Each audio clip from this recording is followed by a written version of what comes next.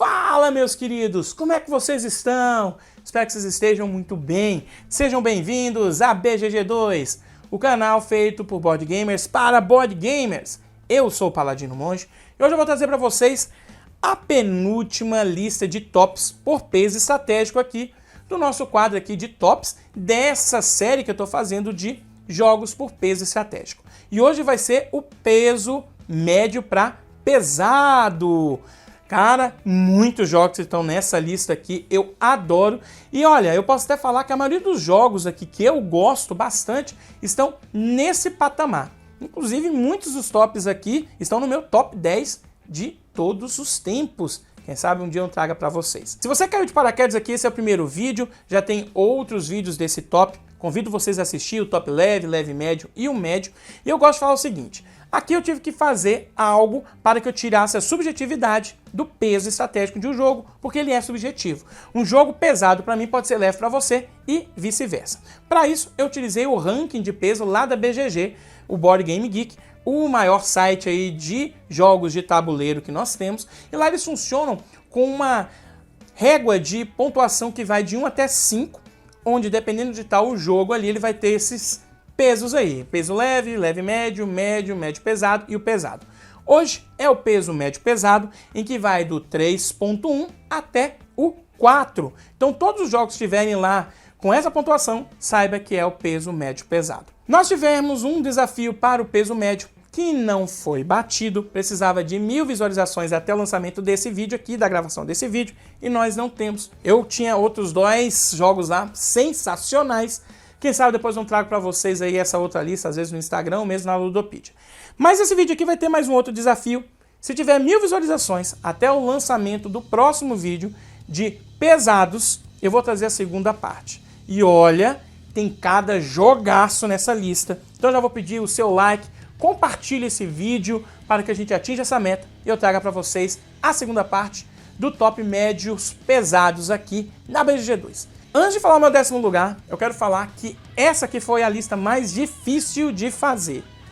Porque cada vez que eu olho essa lista, inclusive do meu top 20, eu quero mudar. Eu falo, não, calma aí, isso aqui é melhor. Não, esse outro não vai para baixo. Esse aqui tá lá na outra lista, não, quero trazer para cima.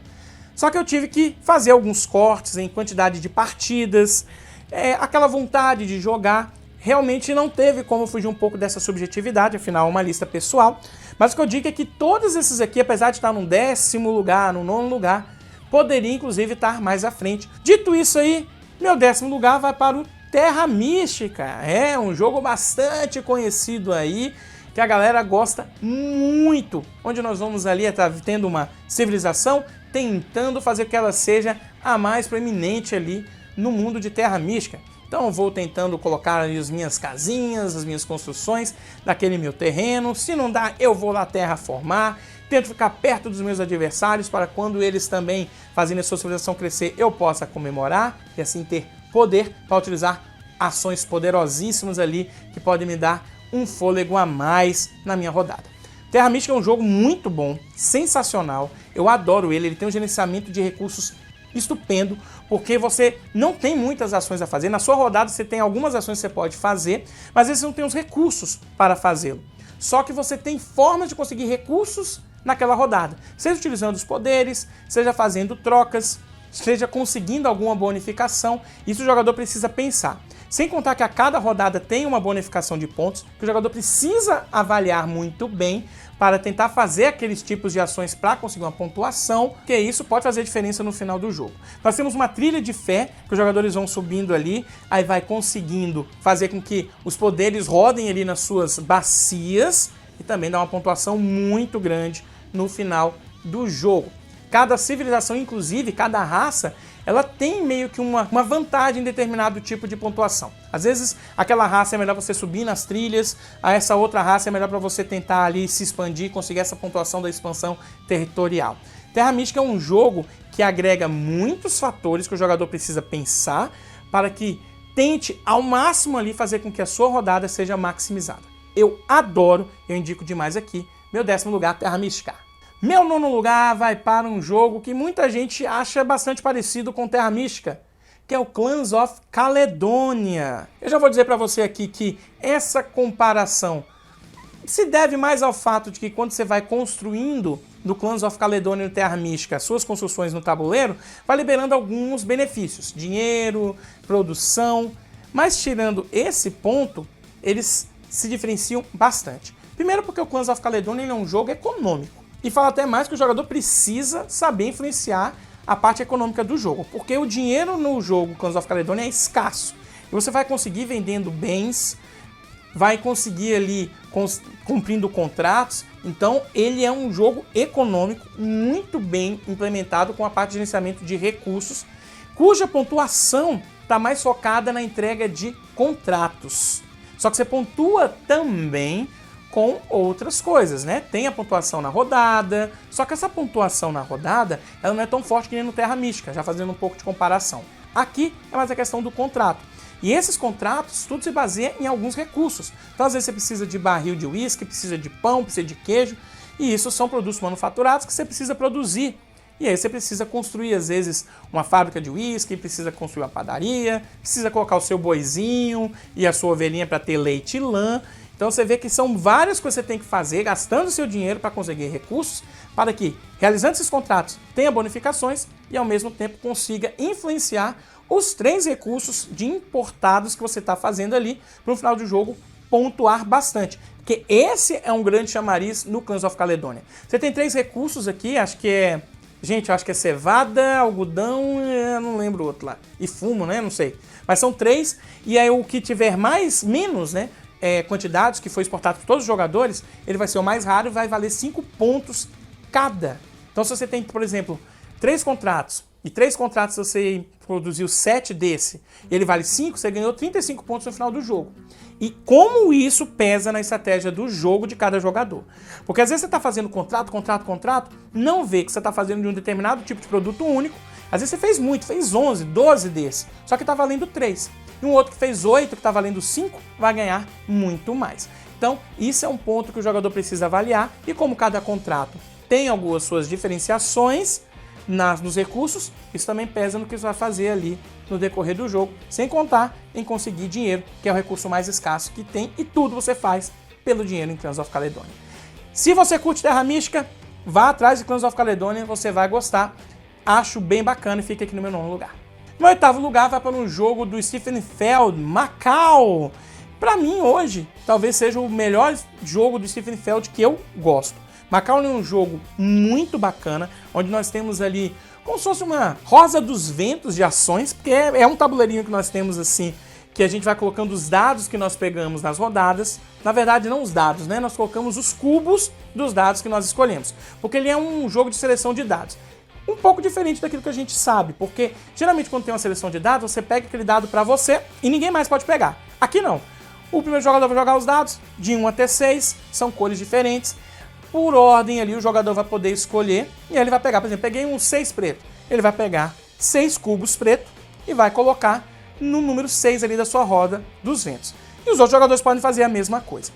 Esses cubinhos são os meus cubos de ação. E é a partir deles que eu vou conseguir fazer as ações quando for a minha vez. Pagando as cartas que a gente pega a cada rodada, que dão bonificação, que dão alguns poderes. Também andando ali para entregar os produtos que nós podemos pegar na cidade. Tudo com cubos de ação. E aqui o bacana é que como você colocou lá no 6, esse 6 dessa rosa dos ventos, significa a rodada que ela vai aparecer. Então eu coloquei 6 cubos pretos, mas isso vai aparecer daqui a 6 rodadas. E aí, quando passa uma outra rodada, você gira a sua roda do vento.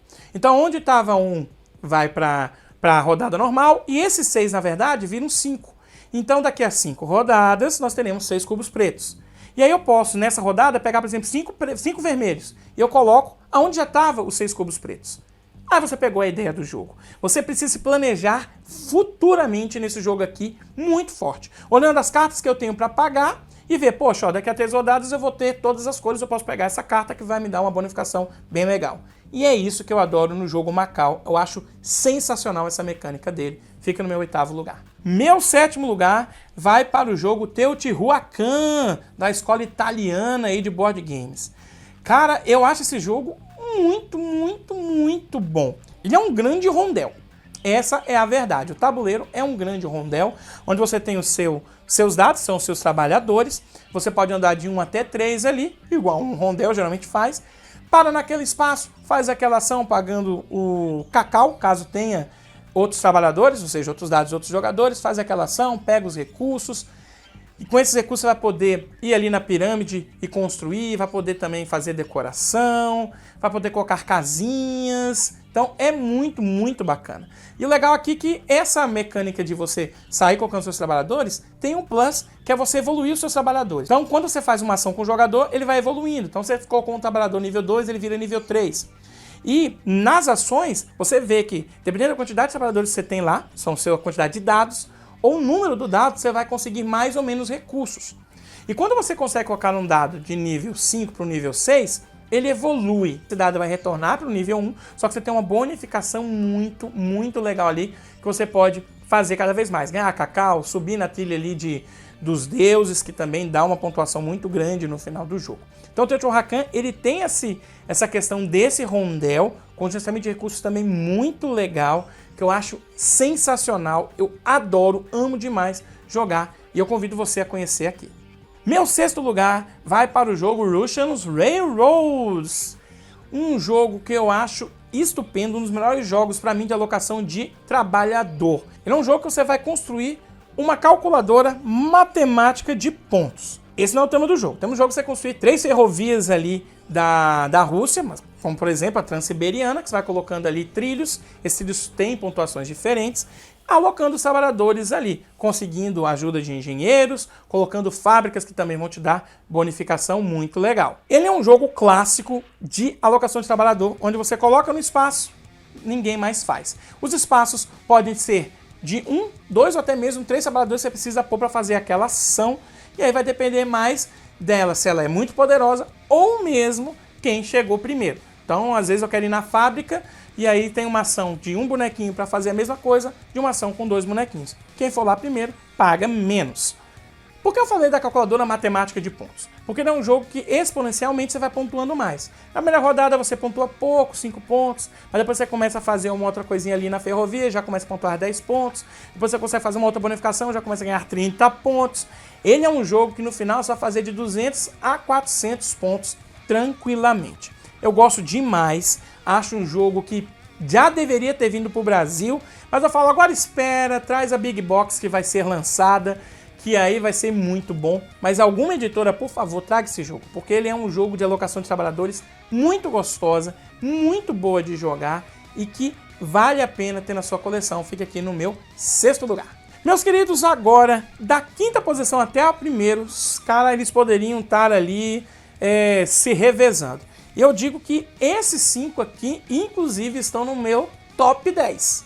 Não vou falar se eles estão como na mesma posição desse top aqui, mas se vocês querem saber aí, hoje, né, qual é o top 10 Paladino Monge, eu digo que você só vai ter curiosidade de 5, porque os outros 5 são todos esses que estão aqui, do quinto até o primeiro lugar. Mas pode ser que o quinto aqui seja o meu 10º do top 10? Não sei. Bom, dito isso aí, vamos pro meu top 5 aqui, né? O meu quinto lugar vai para o jogo Pulsar 2849, 2849, um jogo de draft de dados, que pra mim tem a melhor mecânica de draft de dados de todos os jogos já lançados que eu já joguei. Eu acho simplesmente sensacional, maravilhoso. Porque você vai escolher ali o dado e dependendo do valor onde você tá, você vai subir ou descer nas 2 trilhas que nós temos em Pulsar, seja de engenheiro ou de primeiro jogador. E isso pesa muito na hora que você vai fazer as ações do Pulsar, porque elas são escassas. Você tem 2 ações, são 2 dados que você escolhe, podendo ter um terceiro dependendo se você monta um dado vermelho. E só. Só que nós temos várias ações no Pulsar. Ele é aquele famoso jogo cobertor curto. Você quer fazer muita coisa e não consegue. Ah, eu vou andar ali no mapa para colocar os meus satélites. Ah, eu vou no mapa para conseguir colocar um pulsar. Não, eu quero vir aqui para produzir o meu eixo de comunicação. Ah, eu vou ali pegar alguma tecnologia. Eu já falei só de 4 ações. Você só tem 2 dados. Então você precisa pensar muito bem, desde quando você está fazendo o seu draft, para que você possa ir primeiro, com dados mais fortes, para conseguir fazer às vezes ações melhores, só que tendo um impacto às vezes de conseguir menos dinheiro ou ficando para o fim da fila. Então, esse peso, dessa mecânica de draft de dados que eu acho simplesmente maravilhoso. Eu amo demais o Pulsar, já foi lançado aqui no Brasil pela Devir, se não conhece, conheça, que eu acho que você vai gostar. Sem contar que na mesa ele é lindo, maravilhoso demais. Meu quinto lugar fica para Pulsar 2849. Meu quarto lugar aqui vai para o jogo Keyflower, um jogo que misciona muitas mecânicas e faz com que elas trabalhem muito bem juntas. Nós temos leilão, nós temos alocação de trabalhador, nós temos alocação de tiles, nós temos gerenciamento de recursos, nós temos objetivos a serem cumpridos, nós temos criação de rotas. Só falei 6 até agora. E todas elas trabalham muito bem. Keyflower é um jogo que ele não vai ser o top 1 de alocação de trabalhador, mas ele está lá no meu top de alocação de trabalhador. Ele não vai ser meu top 1 de leilão, mas ele está lá no meu top de leilão. Então é aquele jogo que, como trabalha muito bem essas mecânicas, acaba sempre aparecendo em um top desses aí. Não somente meu, mas de muita gente. É simplesmente sensacional. Eu adoro o Keyflower. Ele é um jogo cujo gerenciamento é muito forte, porque você praticamente faz tudo com seus trabalhadores, que você fica escondido, e esses trabalhadores têm cores diferentes, tem até o trabalhador verde, que é um recurso mais raro no começo do jogo, e aí você vai ter que pensar, pô, eu vou leiloar, uso esse meu recurso. Ah, eu quero alocar ele. É o mesmo trabalhador. Então você vê que ou eu vou usar ele como dinheiro, ou eu vou usar ele como trabalhador. Se eu usar, eu posso alocar na vila de outro jogador para fazer aquela ação que ele tem, só que aí ele vai ficar com aquele trabalhador para ele. Então você vê que são muitas decisões a serem tomadas. E aqui não tem como não colocar o Keyflower, que eu acho um jogo maravilhoso. E roda com a quantidade de jogadores sensacional. Já joguei com 2, já joguei com 3, já joguei com 4, já joguei com 5, já joguei com 6. E todos rodam muito bem. Por isso ele fica aqui no meu quarto lugar, Keyflower. Minha medalha de bronze vai para um jogo que eu conheci ano passado. E, cara, simplesmente veio subindo no meu top aqui nessa minha lista. Estou falando do Bruxelas 1893. Que jogo, meus senhores. Que jogo. O designer desse jogo, se eu não me engano, só fez 2 jogos até hoje, que é o Bruxelas 1893 e a versão de cartas, que eu ainda não joguei, que a Galápagos lançou aqui no Brasil. Ele é um jogo parecido um pouco com o Keyflower na questão de pegar várias mecânicas e juntar e trabalhar muito bem.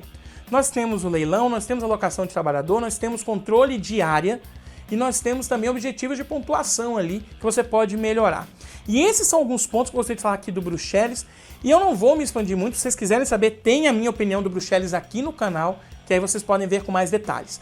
Mas você pegar um jogo que consegue fazer com que um leilão funcione muito bem com 2 jogadores, porque funciona, é simplesmente de bater palma.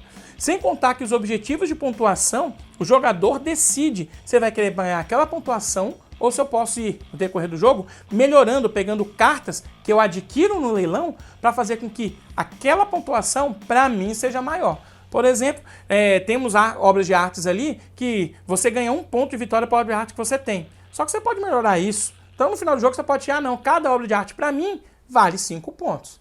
E aí você tem um direcionamento estratégico. Se vale 5 pontos e eu tenho 6 obras de arte, eu já faço 30 pontos no final do jogo. A alocação dele também é muito bacana, porque nós temos 2 tabuleiros distintos, onde um eu preciso pagar para fazer a ação, e aí eu já participo do leilão, e o outro é uma que você faz de graça, entre aspas, porque se você for muito lá, você acaba sendo preso ali, né? Vai lá pro em juízo falar porque que você está fazendo essas coisas lá. Então você vê que é bem bacana. Sem contar que nós temos também cartas que te dão poderes, são as pessoas públicas. Cara, é um jogo simplesmente sensacional. Eu queria muito que viesse o jogo de tabuleiro, mas eu já ouvi falar que o de cartas emula muito bem. E sendo também um pouco mais rápido, tô doido para testar, quem sabe trazer depois um comparativo para vocês entre os dois. Mas aqui, médios pesados, Bruxelas 1893, ganha minha medalha de bronze. Minha medalha de prata, olha, eu vou dizer que tá quase pegando o ouro, hein? Vai para um outro jogo de alocação de trabalhador. Eu tô falando do Anachrony. Gente, eu simplesmente sou apaixonado pelo Anachrony. Ele tem uma temática muito boa, ele consegue trazer, a partir da temática, uma mecânica muito legal de viagem no tempo, que inclusive eu já fiz aqui um review também desse jogo, que eu falo que essa mecânica é como se fosse um empréstimo, mas que ele fez uma implementação, uma roupagem diferente, porque você paga um empréstimo, você pega um empréstimo e você precisa pagar ele depois, só que utilizando essa viagem no tempo. Coisa que a gente vê, por exemplo, em jogos como o Brass mesmo, né? O Brass que você vai lá, preciso de dinheiro, eu pego aquele dinheiro, né? E aí depois eu tenho que pagar, senão tem uma penalidade. O Anacrone tem isso, só que não é dinheiro que você pega. Você vai pegar trabalhador, vai pegar recurso, e aí você volta no tempo, e voltando no tempo, além de pagar, você consegue pontuar porque está voltando no tempo. É muita marcação, porque temos ações no tabuleiro que todo mundo quer, mas dependendo da quantidade de jogadores, vão ser 2 ou 3 ações, e elas têm preços diferentes. Se você for lá, ninguém mais vai, a não ser que você vá no concílio ali da cidade, e mesmo assim naquele concílio só tem 2 espaços, então você precisa pensar muito bem o que você vai fazer. Poxa, quero construir? Cara, é melhor ir logo construir, senão alguém vai lá e pega. Não, mas eu preciso primeiro de recursos, eu não construo, então tem que pegar recursos. Só que ao fazer isso, você pode estar perdendo aquele espaço que é mais barato para construir. A Anacrone trabalha muito bem essa questão desse gerenciamento de recursos, colocação de trabalhador, com uma temática muito gostosa. Eu só posso falar para vocês, conheçam. Espero que a Grok, que já tinha falado que ia trazer, consiga trazer essa obra de arte para o Brasil, minha medalha de prata. E minha medalha de ouro vai para outros, senão o Gloomhaven. O Gloomhaven, como todo mundo aqui já deve estar sabendo, é o meu top 1. Esse aqui, acho que você vendo o top 10 Paladino Monge, que um dia eu vou fazer, tá? Vocês vão ver que o Gloomhaven, por enquanto, ainda tá lá. Pra mim, é o melhor Dungeon Crawler que já fizeram. Ele trabalha muito bem a questão da parte cooperativa, tirando o Alpha Player, porque você acaba trabalhando todo mundo em conjunto, mas ninguém pode falar abertamente o que vai fazer. Consequentemente, os jogadores têm liberdade para fazer o que quer. Claro que vocês conversando ali de forma indireta, você vai entendendo o que cada um vai fazer, poxa, você pode auxiliá-los. Mas se você não quiser, não faça. Porque, inclusive, cada jogador tem um objetivo específico. E que, poxa, a partir daquele objetivo específico daquela dungeon, você vai conseguir completar o seu objetivo de vida. Porque no Gloomhaven você vai aposentando os seus heróis quando eles completam o seu objetivo de vida. Mas trazendo aqui para a parte pesada, médio pesada, fala assim, por que o Gloomhaven, um jogo cooperativo, está aqui? Pelo simples fato de gerenciamento de mão dele. Porque a sua vida são as suas cartas. E você precisa saber escolhê-las bem para trabalhar bem em conjunto com o seu time e os momentos certos para você jogar aquela carta quando você vai fazer um descanso curto ou um descanso longo, se você vai sacrificar ou não para que todos consigam cumprir aquele objetivo e principalmente como você vai lidar com todas as nuances e, vamos dizer assim, surpresas que a inteligência artificial dos monstros pode trazer para você. Isso traz um peso estratégico muito grande para o Gloomhaven. Já foi lançado aqui no Brasil pela Galápagos. Dependendo, você pode até encontrar ele ainda em português aí, tá? Acho que vale muito a pena você conhecer e se viciar, porque ele é um jogo cujo custo-benefício dele é muito grande, porque você vai comprar ele e vai ter aí 96 cenários para jogar, sendo que para zerar o jogo são no mínimo 51. Mas você pode jogar até todos, dependendo das side quests que você for fazer. Então o Gloomhaven aqui fica no meu primeiro lugar, medalha de ouro para o top médios pesados do Paladino Monge. Isso aí, meus queridões. Essa aí foi a minha lista de tops médios pesados.